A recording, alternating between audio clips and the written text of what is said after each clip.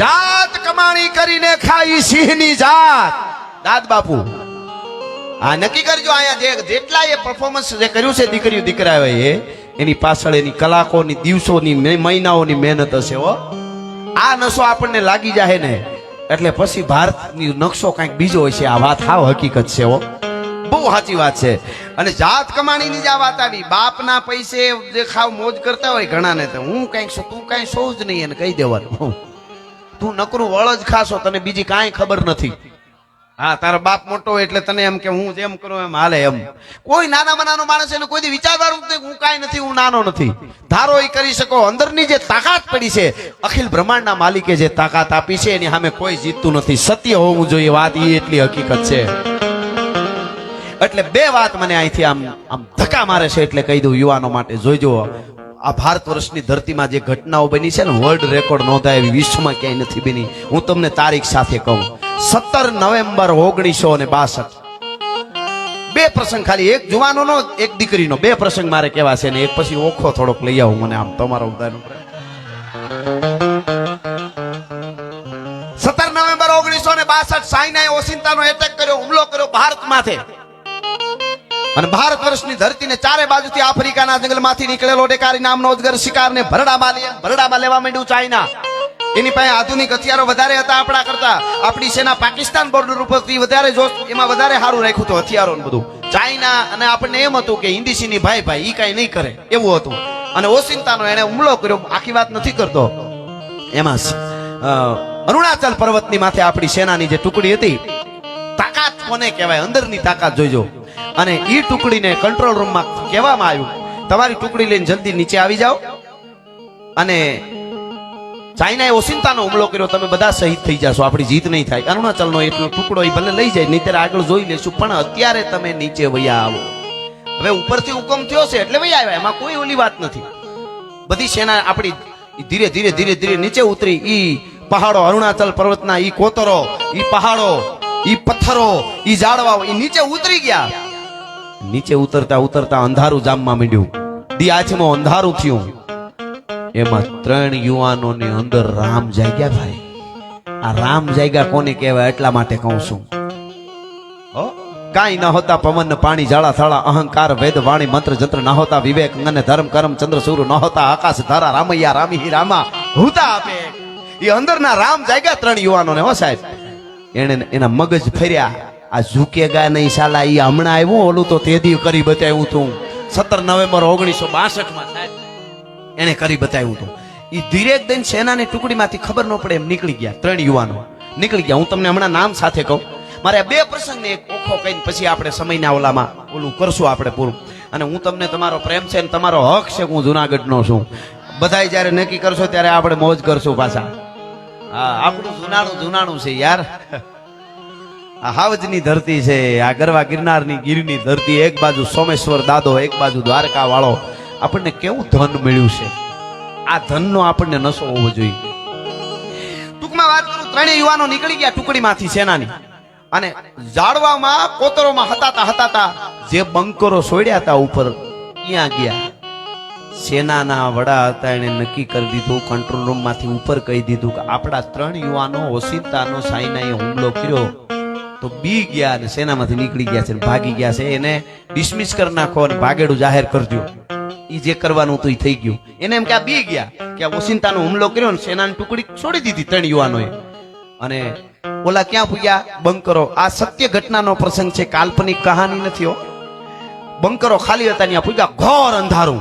2000 જેટલી સાયનાની ટુકડી આવીને બંકરો ઘેરી લેવા માટે ત્યાંથી ફાયરિંગ કરતી હતી. ત્યાં પૂગીને મશીન ગનની ધણેનાથી બોલાવી. ભાઈ, 3ના નામ આપું. એકનું નામ ત્રિલોક નેગી, એકનું નામ ગોપાલ ગોસાઈ અને એકનું નામ યશવંતસિંહ રાવત. ઓસિંતાનો હુમલો થયો. 20 વર્ષના યુવાનો હતા. આ કઈ મોઢામાં ચોકઠું બહાર કાઢે ને હમું નમું કરે ને પાછું નાખે ને પછી ખંભે હથિયાર લે ને એવા ન હોય. કઈ બાપા મને પાણી પીવા દે તમે, એવા થોડા હોય સેનામાં, એવા થોડા હોય. તરવરિયા યુવાનો હતા. ફારકાંત ભુજ થારકાંત અંગ ઉર રામ રામ ઉલટે ઉમંગ. હા, એને તરવારો કે ભાલાના ઘા કબૂલ છે, પણ ટુકડાનો ઘા સહ્યો ન જાય સિંહની જા. એને ઈ યાદ આવ્યું છે દાદ બાપુની કવિતા કે મર્યા પછીનો માલ ઈ તો ગોલણ ગાડા ભરે, પણ જીવતા જેનું બાવડું ન જલાય ઈ સિંહની જા. ઈ પૂગી ગયા, ફાયરિંગ કર્યું. ટૂંકમાં વાત કર દો, ત્રિલોક નેગીન ગોપાલ ગોસાઈ શહીદ થઈ ગયા. ઈ જ ઘડીએ ગોળીઓ લાગી ગઈ. બચ્ચો એકલો, જસવંતસિંહ રાવત રાઇફલમેન, 20 વર્ષનો તરવરિયો યુવાન, 21 વર્ષનો, અને ગાંડો થયો ભાઈઓ. આવ્યો રામ, પ્રતિષ્ઠા થયો રામની હયામાં. અહીંયા રામ આવ્યો કહેવાય. અને ઈ જે બંકરો હતા ની ખાઈ ગાળેલી હોય બોર્ડર ઉપર, ખેતરવા લાંબી, વળી એક બંકર આવે, વળી ખાઈ હોય. ઈ ખાઈ માંથી મશીન ગન ની ધણાટી બોલાવે. ચાઇનાના 5-7 સૈનિકો મરી જાય એટલે વાંકો આમ એક ખેતરવા સેટો વયો જાય, ન્યા શીસુડી વગાડે. રાઇફલમેન હતો, શીસુડી વગાડે તો સાઈના વાળા ધધ ઈ બાજુ ફાયરિંગ કરે તો વાંકો એથી આગળ વયો જાય ખાઈમાં. ન્યા બંકરે જઈને ન્યાની ધણનાટી 5-7 ને ઉલાળે, ન્યા શીસુડી વગાડે. સાઈના વાળાને એમ થઈ ગયું કે ઘણી બધી સેના છુપાયેલી, હતો એકલો. ઘણી વાર આપણને એમ થાય કે હું એકલો શું કરું, એટલે આને યાદ કરી લેજો. હા, 17 નવેમ્બર 1962 આ જસવંતસિંહ રાવતને યાદ કરી લેજો. બહબહાટી મારે ટૂંકમાં તમને કેવું છે ઈ મિત્રો, કેટલો ઈ લડ્યો હોય છે. 5 મિનિટ, 10 મિનિટ, 1 કલાક નહીં, 10 મિનિટ નહીં, 1 કલાક નહીં, 2 કલાક નહીં, 1 દી નહીં, 1 રાત નહીં, 2 દી નહીં, 2 રાત નહીં, 3 દિન 3 રાત 72 કલાક લડીને 1300 સાઈનાવના ગોટા વાળી દીધા હતા. ભલાવા સીનાવના 72 કલાક લડ્યો, રાત ને દિવસ. અરુણાચલ ની જેને કહેવાય બંકરોની માલિકો કોણ કે થોડુંક હવે બેપાસ ને મારી નાખ્યું તો એકચ્યુઅલી મારા છોકરા ભણીને નોકરીએ ચડી જાય એવું હતું. મારા કરોડો હિન્દુસ્તાનીઓ મારી રાહ જોઈને બેઠા છે. જસવંતસિંહ રાવત તારી જનેતાને ધની શેખ બોર્ડર માંથી એકલો લડે છે, એના માટે એ લડતો હતો, આ ભારત વર્ષ માટે લડતો હતો. અને મિત્રો 2 દીકરીઓ શેલા અને નુરા નામની આખી કહાની જબરી છે. એની એને મદદ કરતી હતી. ઓલા ચાઇનાના સૈનિકો મરી જાય એને હથિયારો લઈ આવીને આને આપી દે. જાડવા આડો હતાય, બંકરોમાં હતાય, ખાઈમાં હતાય, ફાયરિંગ કરે. ગોરીલા યુદ્ધ જે કહેવાય, શિવાજી મહારાજ જે કરતા હતા એ રીતે. અને 3 દિવસ ને 3 રાતમાં એ 72 કલાકમાં 1300 ને મારી નાખ્યા એકલાએ. મગજમાં જેને કહેવાય નો બેહે એવી આ વાત. અને પછી ઓલી દીકરીઓના બાપને સાઈનાને સેનાએ પકડ્યો. ટૂંકમાં વાત કરી દો, પછી એને માર્યો ને એને કીધું કેટલી સેના તમારી છે અમને સાચી વાત કરો. પછી ઓલાએ કીધું કે એકલો લડે છે 3 દિન 3 રાત થી. કે શું વાત છે કે હા. પછી ચારે બાજુથી આમ પછી તો ખબર પડી ગઈ કે એકલો છે તો શું કરવાનો. અને ચારે બાજુથી એને ભેટો કર્યો, આંતર્યો અને પછી ફાયરિંગ કર્યું. ગોળીઓ લાગી, પકડ્યો, માથું કાપી એને લઈ ગયા ચાઇના વાળા. અને ઈ જસવંતસિંહ રાવતનું પંચધાતુનું સાયનાના વડા એકના કહેવાથી, પોલીસ વડા સેનાના વડાના કહેવાથી એનું પંચધાતુનું એવું ને એવું ઈ જ અણહારનું મસ્તક બનાવ્યું પંચધાતુનું. અને પછી આપણી સેનાના વડાને મોકલીને એને કીધું કે આ તમારી સેનાનો યુવાન 3 દી 3 રાત 72 કલાક અમારી સેના સામો લડ્યો, એકલાએ 1300 ને માર્યા છે. આનું મંદિર બનાવીને પૂજા કરજો. આવું સોરી અમે ક્યાંય જોયું નથી. સાયનાના વડાએ આવું કીધું. આ ઓથેન્ટિક વાત તમારા સામે કરી રહ્યો. આજ પણ હું અરુણાચલ પર્વતમાં જાઉં તો એ ટુકડો જોઈ લેજો. એ ધરતીનો આપણી પાસે નો હતો, એકલો યુવાન હતો 20 વર્ષનો. તમે ધારો તો એક જસવંતસિંહ રાવત છો, પણ અંદરનું શૌર્ય જ્યારે જાગી જાય, અંદરની જેને કહેવાય ભાતીગળ વીરતા જાગી જાય, ત્યારે આપણે એકલા છીએ હું કોઈ દી નથી. સંઘર્ષો યુદ્ધ એટલે કાંઈ તલવાર લઈ હથિયાર તો એવો વખત આવે ત્યારે લડવું જુદી વસ્તુ, પણ આંતરિક યુદ્ધો ઘણા લડવા પડે. કુટુંબના, પરિવારના, નાયતના, જાયતના ઘણા ઘા સહન કરીને આર પાર જાય ને જ્યારે, ત્યારે યુદ્ધ જીતી શકે. એટલે કહેવાનો અર્થ મારો ઈ છે કે આ ભારત વર્ષની ધરા છે. અને એવી જ વાત એક બીજી કરું એની પહેલા મને ગમતું આ ગીત.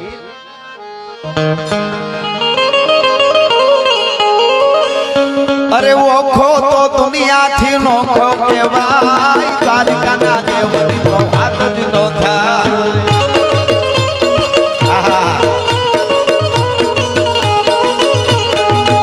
મારો ઓખો તો દુનિયાથી નોખો કહેવાય, મારા દ્વારકાના દેવની તો વાત જ ન થાય.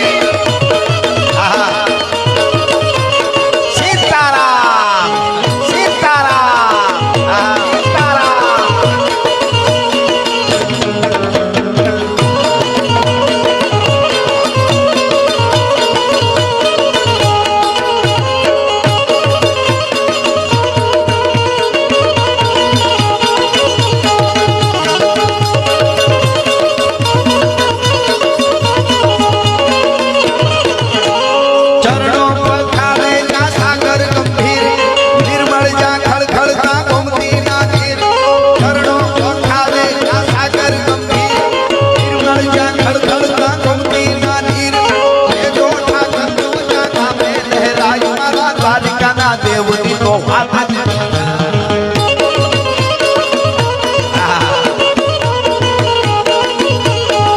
મીઠુડી ધરતી મીઠુડી ધરતી મીઠુડી ધરતી મીઠુડી ધરતી ના મીઠા ભગવાન મારા દરિયાના દરિયામાં મીઠા ભગવાન.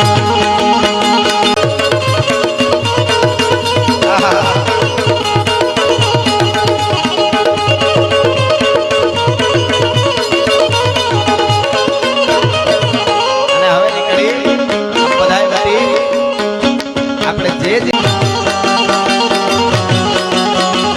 જય કિરનારી જય કિરનારી જય કિરનારી જય હિન્દ જય હિન્દ.